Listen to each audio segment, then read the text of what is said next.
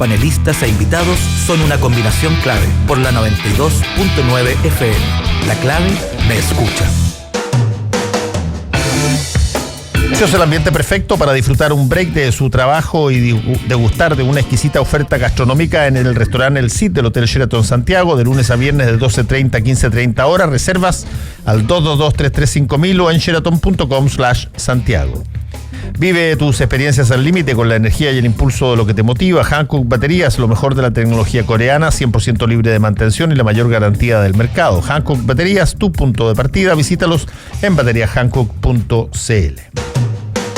Estamos en la última entrevista de esta mañana con el Premio Nacional de Historia Gabriel Salazar, que para variar saca otro libro.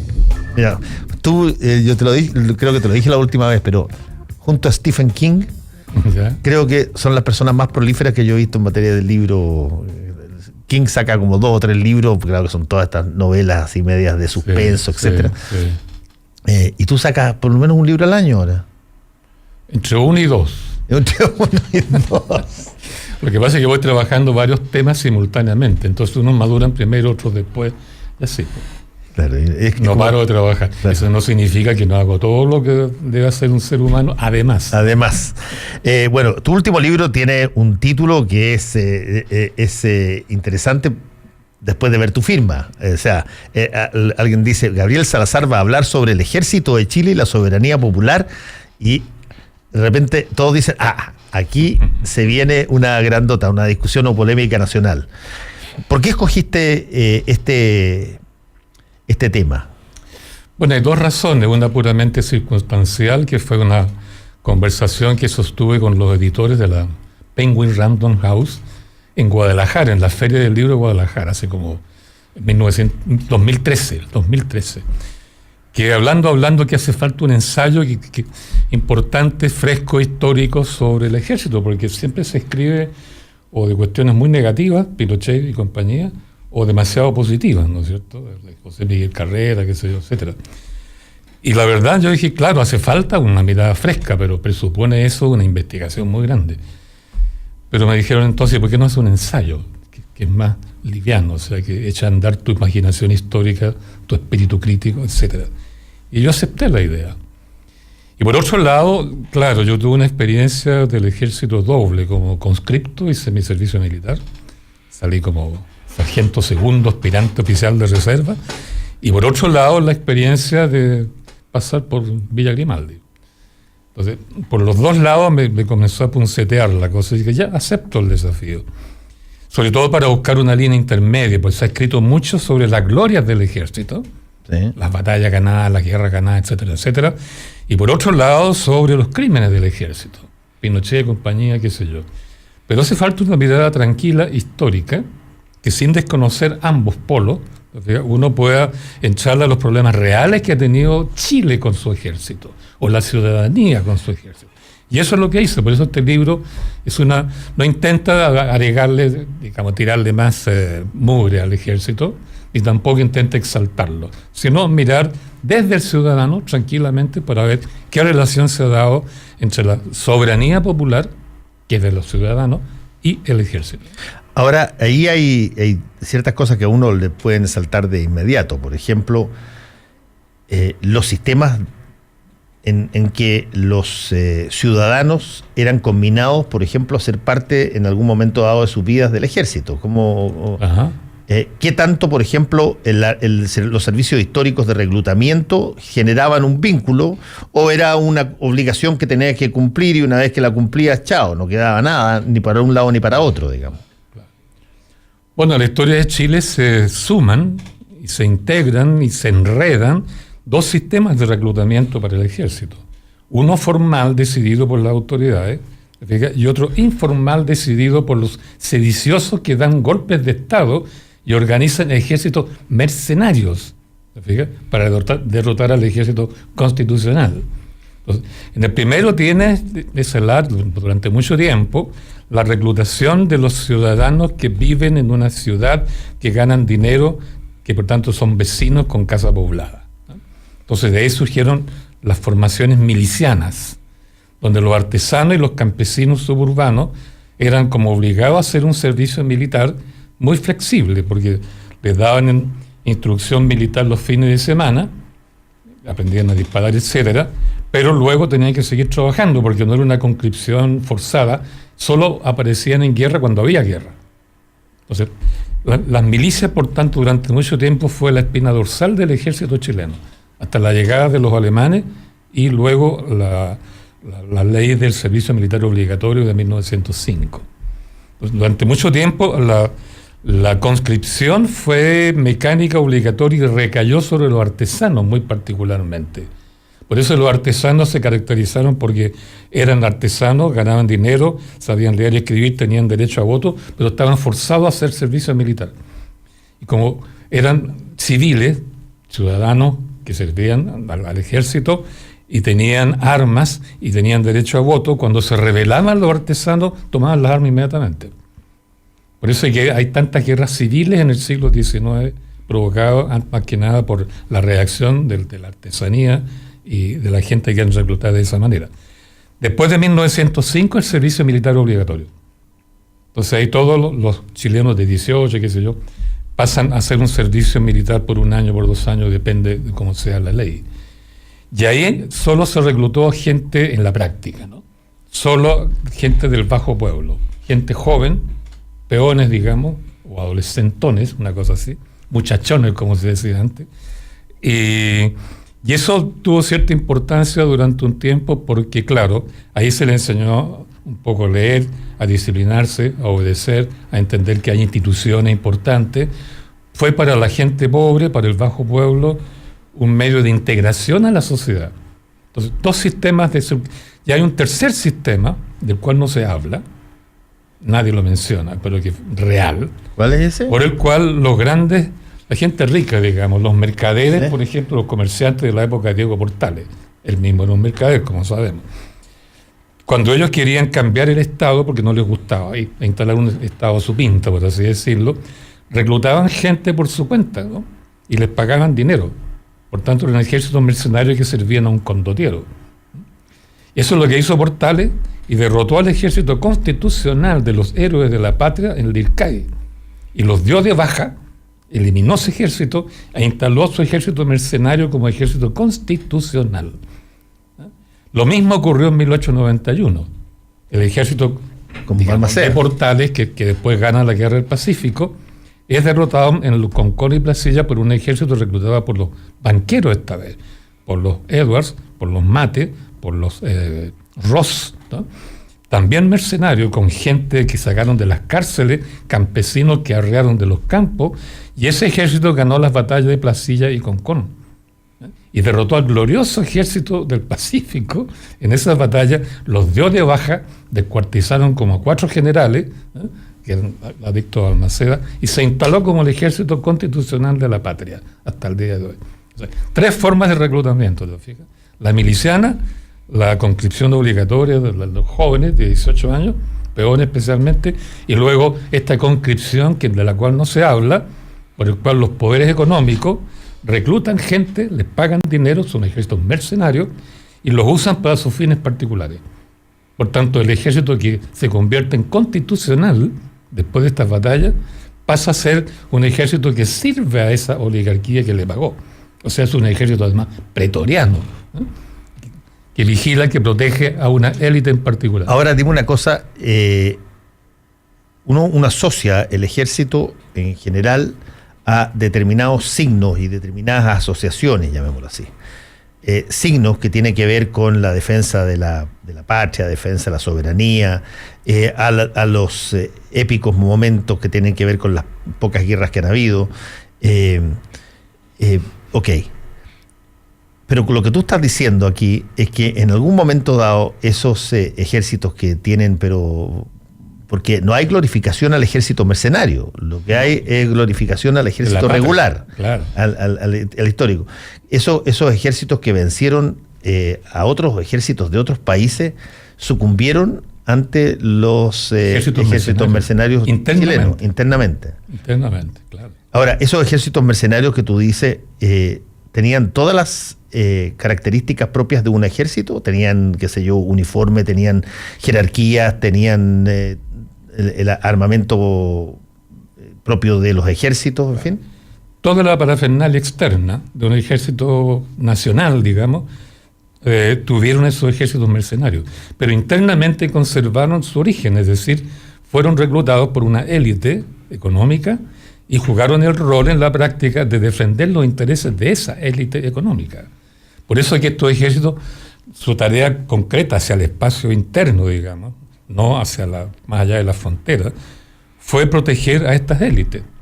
Entonces, ellos mismos, los oficiales, podemos hablar después de eso, ciertos oficiales se dieron cuenta que su trabajo como ejército era un trabajo sucio. Uno, porque cuidaban y protegían todos los actos electorales fraudulentos que la élite creó, digamos, para mantenerse en el poder a través de las elecciones. Todo el siglo XIX hasta 1934, las elecciones fue un chiste en este país, ¿no? Y el ejército cuidaba, vigilaba que se cumplieran lo que la élite quería. Por tanto, protegían el cohecho, la compra de votos, el acarreo de las urnas, etcétera, etcétera, todo lo que se hizo en ese periodo. Trabajo sucio.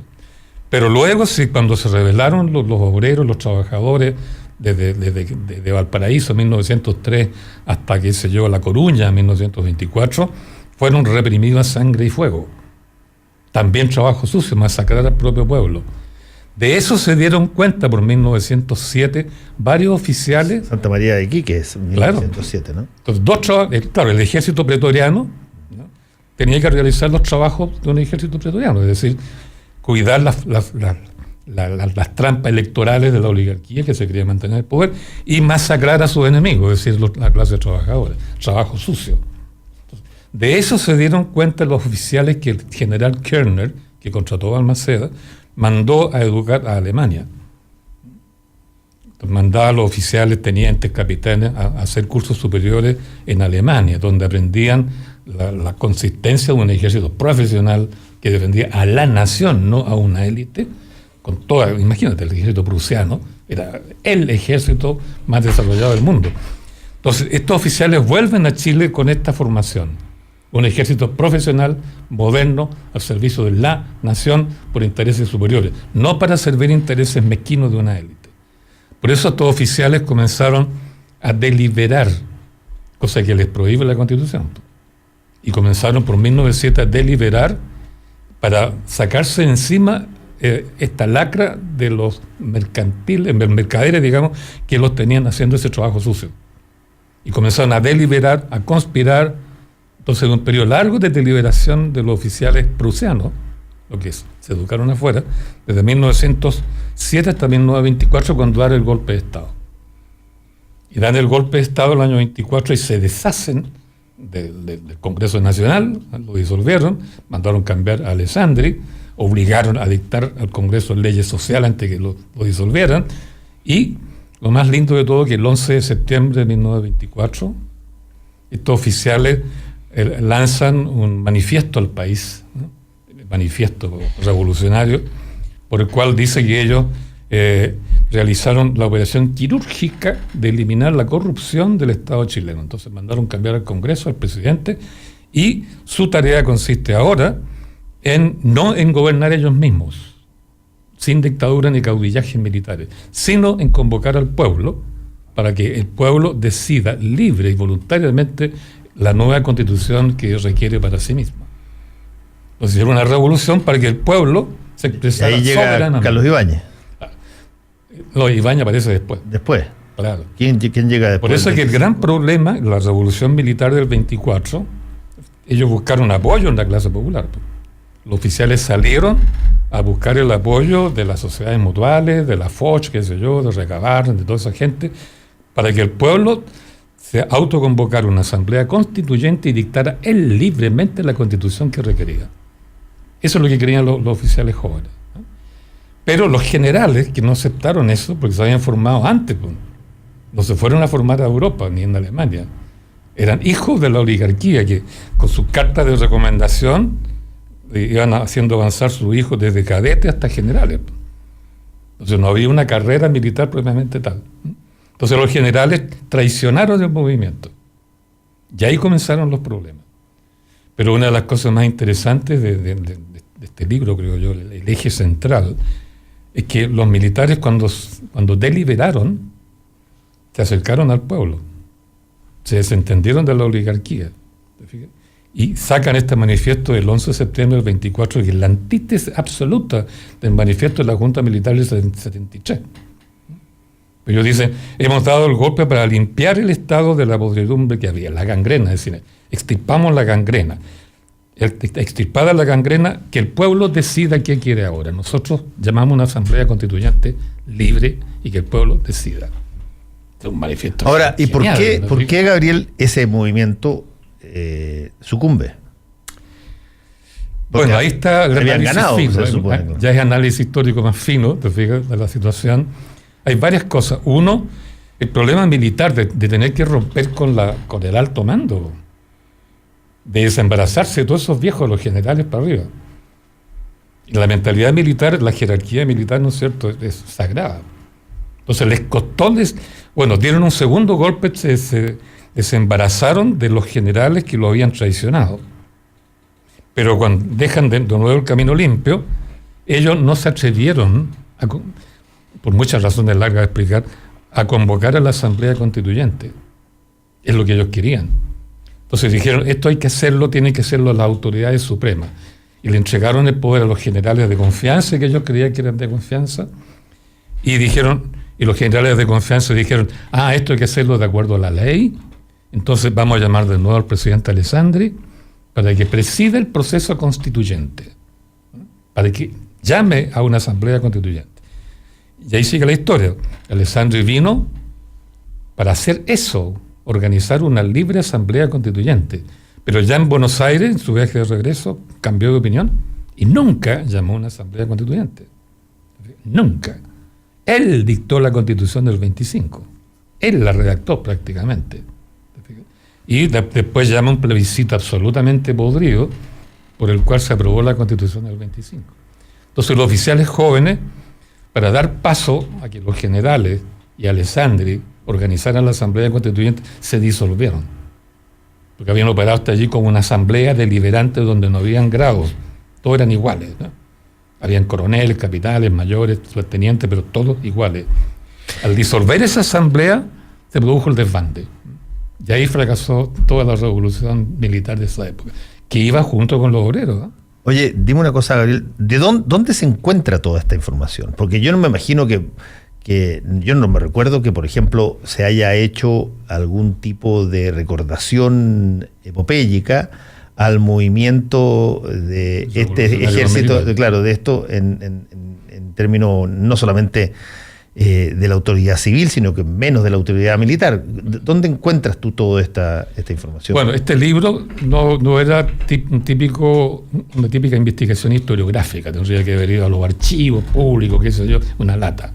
Entonces lo que yo hice fue utilizar como base de documentación, de hecho objetivo, a los propios relatos, memorias de los generales y de los oficiales que participaron en ese periodo. Entonces usé puras fuentes militares. Lo que ellos dicen ahí lo tomé como... ¿Y ahí todo escribieron? Todo. No, hay memorias muy lindas. Por ejemplo, del coronel Ahumada, que se hizo revolucionario. Él dice, en esa época yo deliberé todo el tiempo. O sea, violó la Constitución. Pero, dijo, yo me sentía entre que oficial que no debía deliberar y ciudadano que deliberaba. Y me sentí más ciudadano que militar. Y quedé feliz, dijo él. Entonces, te da... El problema de fondo en este ensayo que escribo es que los militares, ¿por qué no deliberan? ¿Por qué tienen que ser esencialmente obedientes? El soldado puramente obediente que no delibera es propio de un ejército pretoriano, es decir, gangsteril. Ahora, yo siempre he entendido que la razón que se entrega para la no deliberación es que el ejército tiene un factor dentro de su potencial de deliberación que la ciudadanía no tiene, ni nadie más la tiene, que es el monopolio de las armas, digamos. Claro. Y que por lo tanto, deliberando de una manera y dando una opinión, y si no le gusta a las otras partes, ellos podrían implementarla igual solamente porque tienen el peso de las armas, y por lo tanto se prohíbe la deliberación. Claro. Y son eminentemente obedientes. No, pero ese es un pretexto en el fondo que se buscó después. En su origen, no, pues. Estos ejércitos eran absolutamente mercenarios y pretorianos, ¿no? obedecían a las élites que los reclutaron con pesos, ¿no? ¿Te fijas? Era la estructura gangsteril típica.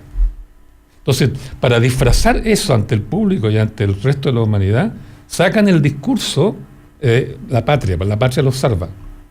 Todos sirven a la patria, entonces ocultan el servicio a la élite. Y de esa manera, claro, la idea de que obedecen a la patria ciegamente y no deliberan porque la patria decide, pero entonces la cuestión es, ¿quién es la patria? ¿Quién habla por la patria? Los jefes que los reclutaron, pues son, ¿no? ¿Por qué no hubo guerra civil entonces ahí? Bueno, en el siglo XIX hubo.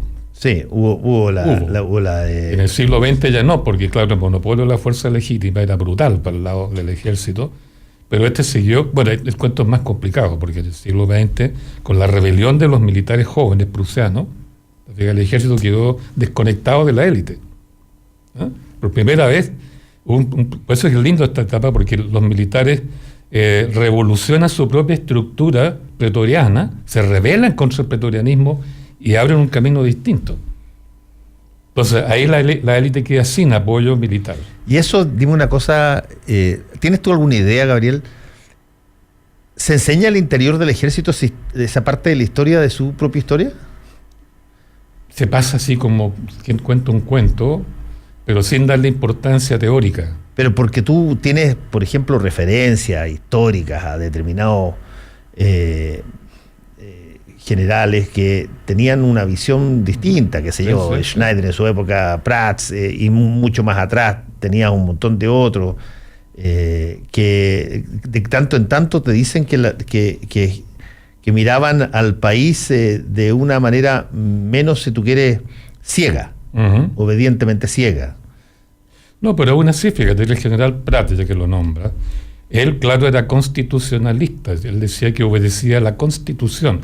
Pero la cuestión es, ¿quién dictó esa Constitución?